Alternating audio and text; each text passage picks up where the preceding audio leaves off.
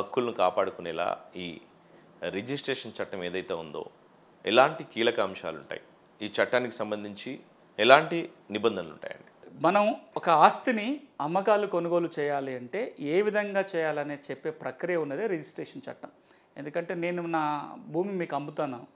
మీకు అమ్మిన విషయం ప్రపంచానికి తెలియాలి కదా! రెండు అంశాల కోసం తెలియాలి. ఒకటి, ఆ భూమి మీది, ఇప్పుడు నాది కాదు అనే విషయం ప్రపంచానికి తెలియాలి. రేపొద్దున తను కూడా కొనుక్కోవాలనుకుంటే కూడా ఇప్పుడు ఎవరి పేరు మీద ఉందో తెలవాలంటే కూడా ఈ లావాదేవీల ప్రక్రియ రిజిస్ట్రేషన్ ద్వారా జరిగితే పబ్లిక్ డాక్యుమెంట్ కింద అవుతుంది. రెండోది, ప్రభుత్వానికి ఆదాయం కూడా రావాలి. ప్రభుత్వానికి వచ్చే ఒక అతిపెద్ద ఆదాయ వనరు ల్యాండ్ రిజిస్ట్రేషన్ ద్వారా వస్తుంటుంది. ఈ ప్రక్రియ గురించి మాట్లాడుతున్న చట్టమే రిజిస్ట్రేషన్ యాక్ట్. ఇప్పుడు మనం ఎప్పుడు భూమి కొనుక్కోవాలన్నా ₹100 కంటే పైన విలువ ఉన్న ఏ స్థిరాస్తిని మనం కొనుగోలు చేయాలన్నా, ఇతర మార్గాలు తెచ్చుకోవాలన్నా దస్తావేజు ఉండాలి. దాన్ని మనం పోయి సబ్ రిజిస్ట్రార్ ఆఫీస్లోనో లేకపోతే తహసీల్దార్ గారి ఆఫీస్లోనో రిజిస్ట్రేషన్ చేసుకోవాలి. ఎందుకంటే తెలంగాణలో వ్యవసాయ భూముల రిజిస్ట్రేషన్ ఇక్కడ తహసీల్ ఆఫీస్లో జరుగుతుంది కాబట్టి. ఇప్పుడు మన రిజిస్ట్రేషన్ వ్యవస్థ గురించి రెండు మాటలు మనం జ్ఞాపకం పెట్టుకోవాలి. ఒకటి, ₹100 కంటే విలువ ఏది ఎక్కువ ఉంటే అదంతా రిజిస్ట్రేషన్ కావాలంటే ఈ రోజున అన్నీ అంత ఉన్నాయి కాబట్టి రిజిస్ట్రేషన్ ఈజ్ మ్యాండేటరీ. ఇప్పుడు ఏ భూమి గురించి రాసుకున్న రిజిస్ట్రేషన్ చేసుకోవాలి.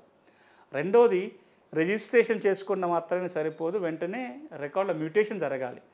రిజిస్ట్రేషన్ ఒక వ్యవస్థ చేస్తుంది, దాన్ని మళ్ళీ ఇంక రికార్డులో ఎంటర్ చేసే వ్యవస్థ మ్యూటేషన్ వేరే ఉంటుంది. ఇప్పుడు వ్యవసాయ భూమి అయితే రిజిస్ట్రేషన్, మ్యూటేషన్ ఇక్కడ తహసీల్దారే చేస్తాడు. ఆంధ్రప్రదేశ్లో అయితే రిజిస్ట్రేషన్ ఒక చోట జరుగుతుంది, మ్యూటేషన్ ఇంకో చోట జరుగుతుంది. ఇంటి స్థలాలు అయితే సబ్ రిజిస్ట్రార్ రిజిస్ట్రేషన్ చేస్తాడు, మ్యూటేషన్ లోకల్ బాడీస్ చేయాలి. సో రిజిస్ట్రేషన్ మాత్రం సరిపోదు, మ్యూటేషన్ కూడా చేసుకోవాల్సి ఉంటుంది. చాలామంది ఏమనుకుంటారు, నా దగ్గర రిజిస్ట్రేషన్ దస్తావేజ్ ఉంది కదా అని మ్యూటేషన్ చేసుకోవడం మర్చిపోయి చేయకపోతే ఈరోజు చాలామంది చిక్కులు ఎదుర్కొంటున్నారు. రైతాంగాన్ని కూడా చెప్పేది ఏంటంటే రిజిస్టర్డ్ దస్తావేజ్ ఉన్నంత మాత్రం సరిపోదు, రికార్డులో మ్యూటేషన్ జరగాలి. ఇక మూడో ముక్క అందరం గుర్తుపెట్టుకోవాల్సింది, మనం చాలాసార్లు కార్యక్రమాలు మాట్లాడుకున్నాం. మన భారతదేశంలో ఉన్న రిజిస్ట్రేషన్ చట్ట ప్రకారము దస్తావేజుల రిజిస్ట్రేషన్ జరుగుతుంది కానీ అందులో ఉన్న హక్కుల రిజిస్ట్రేషన్ కాదు.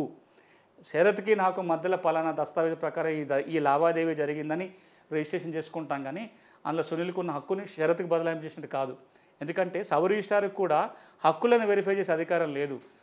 నా ఐడి కార్డు చూస్తాడు, నీ ఐడి కార్డు చూస్తాడు, స్టాంప్ డ్యూటీ కట్టినమా, రిజిస్ట్రేషన్ ఫీజు కట్టినమా, ఫార్మాలిటీ చూస్తారు తప్ప హక్కులు ఉన్నాయా లేదా వెరిఫై చేసే అధికారం కూడా సబ్ రిజిస్ట్రార్కి లేదు.